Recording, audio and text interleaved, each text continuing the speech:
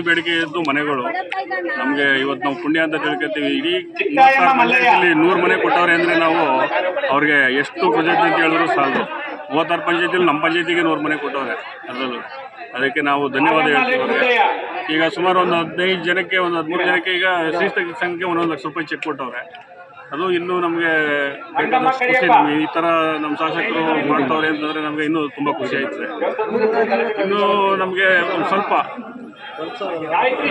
ಮನೆಗಳು ಇನ್ನೂ ಒಂದೇನೋ ಸಣ್ಣ ಪುಟ್ಟ ಬೇಡಿಕೆ ಅವೆ, ಅವನ್ನ ಮುಂದಿನ ದಿನಗಳು ಮಾಡ್ಕೊಡ್ತೀವಿ ಅಂತ ಹೇಳೋರೆ.